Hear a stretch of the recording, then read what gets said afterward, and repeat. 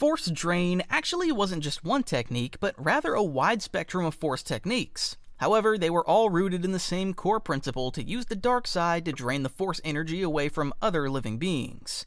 Depending on the practitioner's mastery, the ability could vary in scale and strength, either only targeting a single victim or other times being able to drain an entire area. The effect on its victims also varied. At its peak, it could either exhaust victims gradually or annihilate them almost instantly. The specific Force Drain ability called Drain Life was able to drain the life essence of a target and transfer it to the user of the ability and replenish or heal them. The effect of Drain Life on the user was actually rather similar to the results of Force Healing. However, the difference lay therein that the restoration of their health didn't come from harmony with the Force, but rather by draining the life energy of someone else to restore oneself. To do that, the user had to be in complete unison with the dark side of the Force.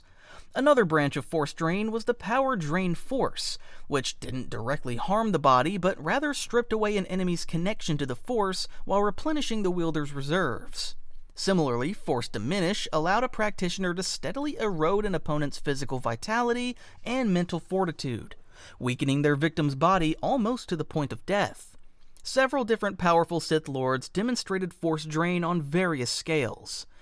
Darth Malak, for example, during the climactic duel on the Starforge, combined aspects of both life and force-draining techniques.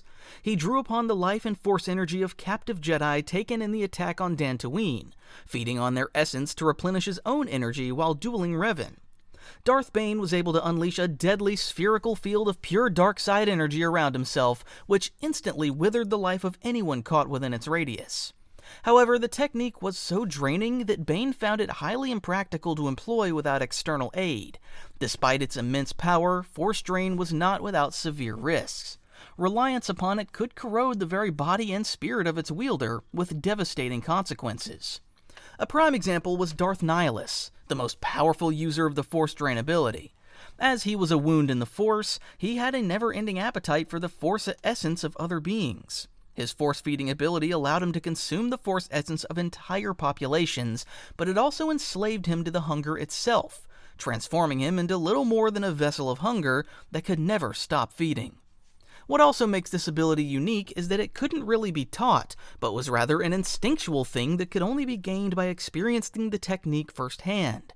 That's why it wasn't an ability that's seen often, as not every dark side user could simply just learn it. However, for the users that did master its ability, it was one of the deadliest force power in the galaxy. Force Plague was an ability seen often in the times of the Old Republic. Force Plague functions similarly to fast-acting poison, slowly infecting a Force-sensitive, weakening and draining their bodies similar to how a poison or a virus would. The effects of Force Plague would usually worsen over time and could cause death if the user was powerful enough, although most of the times it would feel more like a toxin that weakens the body. Some interpretations also say that it was a reverse of Force Healing, where instead of influencing the cells to heal and rebuild themselves, it would instead target them to deteriorate slowly.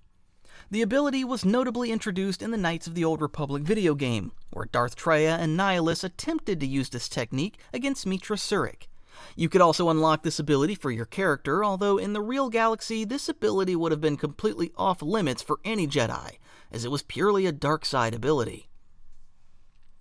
Force Lightning was probably the most infamous and recognizable force power of the dark side. It allowed a practitioner to unleash electrical discharges, typically from the fingertips or palms. At its core, as was common for dark side abilities, Force Lightning was a purely offensive power. The user channeled dark side energy through their limbs, directing it outward in crackling bursts of electricity. Lightning could be projected with one or both hands, and its branching forks allowed a skilled practitioner to strike multiple targets simultaneously. In some cases, the energy could even be discharged through direct touch, channeling currents directly into an opponent's body. Sith and dark side users sometimes allowed sparks of lightning to dance around their fingertips or eyes as a display as their power. The intensity of the attack varied dramatically based on the wielder's mastery and especially his intent, as users could scale the lightning strengths. It was thus often used as a torture technique if the dark side user wanted to gain insights in some way. Darth Malak, for example, tortured Bastila long enough with Force lightning that she eventually gave in to her pain and suffering and turned to the dark side. Same with Darth Maul, who'd been raised under the constant fear of torture by Force lightning. Usually, even a small, controlled burst could render a victim unconscious, but a sustained, powerful blast could even kill instantly. For example, Darth Bane frequently electrocuted his enemies to death with a single strike. Darth Sidious, the most powerful user of Sith lightning, produced discharges so powerful that they not only killed instantly, but could completely vaporize his victims. However, as Palpatine was a very sadistic person, he'd usually keep the intensity lower in order to see his victims suffer at his hands. In Battlefront, he'd have this chain lightning ability that could hit multiple targets at once, which was really cool and just shows how powerful he was. Palpatine was also able to use Force lightning as a sort of shield, as he could use the lightning to turn any energy-based attacks right back at them. Starkiller also demonstrated the ability to channel lightning that killed anyone on contact, and he also had this fun little Force lightning feat here that's totally not overpowered.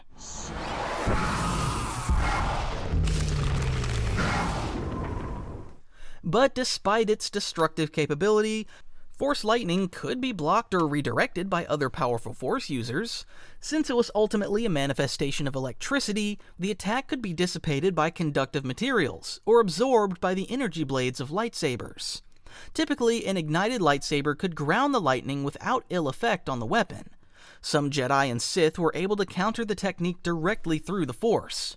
Yoda has shown through Tuta Minis, which is a Force ability that absorbs energy, that he could simply absorb the power into his body, and even release it back at his caster again if he wanted to. Revan did just that to Darth Nihilus by redirecting the lightning she shot at him right back at her, and disintegrating her immediately. Mace Windu, who was a practitioner of his own unique lightsaber form, Vapad, was able to challenge Palpatine's lightning into a superconducting loop, reflecting it right back toward its source. However, this feat was incredibly difficult, required immense effort and near-perfect focus, meaning only the greatest of the Jedi could even think about redirecting the lightning back at its target. There was also a Force lightning variant called Electric Judgment, which was accessible to light side users. Although to summon up Force lightning was most effective through the use of the dark side, light side users could also summon it. But only the most disciplined and strong-willed were able to use it without succumbing to the dark side. Due to that, the Jedi Council had forbidden its use, as it was inherently corrupting. Plo Koon was an example of using Electric Judgment to quickly dispatch a criminal called Pommel once. Revan, Mitra Surik, and Bastila all kept using Force lightning despite being Jedi after having turned back from the dark side. Grandmaster Luke also used Electric Judgment, which he called Emerald Lightning. But despite all these Jedis having used it, it was still rather frowned upon by the Jedi, and they didn't like seeing any light side users using the ability. Force Storm was an exceptionally volatile dark side ability and considered one of the most powerful Force abilities in existence. There were two different versions. The first one allowed the user to generate hyperspace wormholes that destabilized the very fabric of time-space continuum, tearing open rifts within the universe itself. The Force Storm itself would show itself as a sort of tornado or wormhole. Once unleashed, it could both displace ships and fleets across the galaxy and devastate a planet's surface in moments. However, to summon a Force Storm required the user to have complete mastery over the dark side of the Force. The user was required to channel his entire hatred and anger into the ability. The difficulty was, though, that Force Storms were notoriously hard to control. The user could easily lose control of it should his focus be broken even momentarily. Losing control of it would mean that the storm would start to spiral out of control and start consuming random things that get into its path.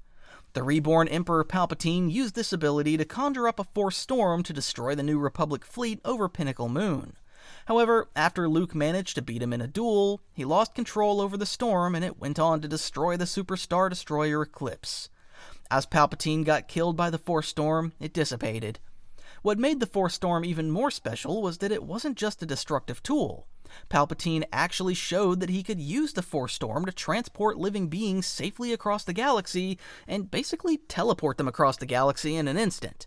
This ability was used to transport Luke to Biss as Palpatine tried to convert him to the dark side. The remarkable thing was that he was at Biss and conjured the Force Storm over Coruscant, which mean that it could be used from enormous distances. The second version of the Force Storm was where the user would use the Force to manipulate the weather in a pocket of several kilometers. The Force Storm would show itself by having the clouds come together and having rain soak the Earth. Furthermore, strong winds and lightning would make it dangerous enough to ground any ships to the ground. It was most notably seen in the Star Wars Rebels Season 3 finale, where Bendu used a weather force storm to destroy Thrawn's fleet on Atollon before he was shot down. Notably, he seemed to be able to redirect the storm's lightning at specific targets. Force kill was more of an overterm used for any force technique that was used with the intention to kill another being. Force kill was usually used to telekinetically destroy a victim's internal organs, for example by stopping their heart from beating. Darth Bane used force kill against his own father by envisioning a giant hand crushing his father's heart. His father died instantly. Dooku apparently used the ability by stopping some random black market dealer's heart instantly, and also used a variation of it to slow General Grievous's heartbeat to keep him alive, as Grievous was close to death after his shuttle crash that forced him to keep the transformation into a cyborg. But to be honest, I don't think it's the best described technique there is. Force Fear was a dark side force power, often considered a corrupted and stronger version of the Jedi mind trick. The ability worked by delving into the deepest recesses of a target's mind, amplifying their most primal terrors. Victims would be struck with an uncontrollable, shaking fear that crippled their ability to think or act in any way. The effects of this power varied depending on the individual targeted. In some cases, it completely stripped away courage, leaving the victim cowering defensively. In others, it provoked an overwhelming urge to outright flee from the wielder. Due to that, it was considered a dark side ability, especially since fear itself is a central emotion that leads to the dark side. There were also two even more advanced versions of Force Fear, these being Force Horror and Force Insanity. Force Horror could affect multiple people at the same time, and the people it affected would enter a state of absolute panic, suffering a far stronger effect than from Force Fear alone. Force Insanity was the most devastating manifestation of the Force Fear powers. As the name suggests, targets of Force Insanity would descend into a state of frenzy, deranged mania, and hysteria as their minds buckled under the impression that their situation seemed absolutely hopeless. Darth Zana was extremely well versed in this ability, and combined it with Sith alchemy to make it effective against even the strongest Force users like Darth Bane. She used Force Fear on a Chiss woman, for example, and brought her so insane that she tore her own eyes out with her fingers. Although the ability was forbidden by the Jedi, there were some that would use this ability in rare cases to defuse certain situations. Say, an aggressive individual was about to attack and they used Force Fear on them. They'd be immobilized long enough to defuse it. However, it was frowned upon by Jedi as usually a simple mind trick would have worked just as well without having to make their victims tremble in terror. Force Crush was technically part of the Force Grip abilities, where the user would use the Force to grip certain parts of another being's body. Force Choke, for example, would also be in this category. Force Crush, however, was considered one of the most violent and devastating applications of the Force. It was usually used by lifting an opponent into the air, suspending them helplessly, and then compressing their body with enough pressure that it imploded inward, crushing bones and organs. Due to the brutality of the ability, most Jedi regarded it as being aligned to the dark side, and its use against organic beings was forbidden overall. However, there were still rare instances where some Jedi used the ability as there was some uses for it, especially against vehicles or droids. I most vividly remember Obi-Wan using it against two commando droids after he got beat up to stall the Zygerian Enforcer, until Anakin could disarm the bombs on Kadavo. Luke Skywalker also used it in The Mandalorian Season 2 finale to crush a Dark Trooper. Mace Windu used it against General Grievous right when Grievous was about to escape Coruscant with the Chancellor. Windu crushed Grievous's lungs, which left the general seriously wounded, and he forth on kept having his wheezing cough. Anakin also used it to crush a Skakoan scientist's armor, leaving him crippled and most likely dead. Though we all know that Anakin was always kinda on the edge of the dark side, so it's not quite the same. Among Sith and dark side users, however, Force Crush was far more common. Vader supposedly used it as a form to execute Imperial officers that disappointed him. Darth Bane also used this ability to crush his beaten Sith opponent Cordus, by lifting him into the air and slowly crushing his body with the Force by simply clenching his fist. And of course, Galen Merrick also used it by crushing an AT-ST Walker with it, as he's always here to show you just how far a Force ability can be taken. Force Morichro was a rather unique Force technique. Its core function was the ability to slow the biological processes of oneself or another being, reducing the body's functions to a near standstill. With this technique, they could make another being's body functions stop working, say like organs and such, and slowly starve them. If it was used on oneself, Morichro would have the user enter a trance-like state, where a Jedi would reduce their own body functions to, say, recover from an injury or similar. Through it, they could reduce biological functions such as breathing and heartbeat, and make users even survive without food, water, and even without air. Because of its ability to potentially kill people, Morichro was forbidden by the Jedi. However, there were exceptions, as always. Master Yaddle had rediscovered the ability after it was forgotten for a long time and mastered it over time. Mind domination, also referred to as control mind, was a dark side power often described as the direct counterpart to the Jedi mind trick. However, unlike the relatively subtle persuasion of the mind trick, which implanted suggestions or nudged decisions, mind domination was far more invasive. This ability allowed the practitioner to seize complete control over the thoughts and actions of their target, stripping the victim of their autonomy entirely. Due to that, it was forbidden by the Jedi and considered a dark side ability. The level of control over the other individual's mind depended on the user's skill and strength in the Force. At higher levels of mastery, a single practitioner could dominate the minds of multiple individuals at once, bending entire groups to his will.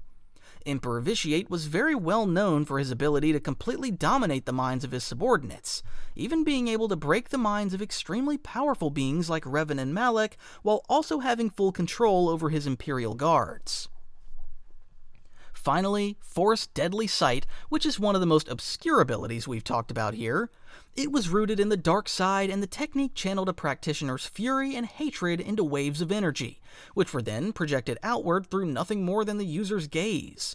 So basically, they'd just stare down someone and be able to inflict injury and pain upon them. Depending on the strength of the users, their glare could even make their victim's skin blister, and their bodies began to burn and smoke as they withered away toward death. Obviously, this ability was not taught by the Jedi, and its only mention was in the Star Wars Jedi Knight video games, and wasn't really used ever since. And that's it. Please like and subscribe.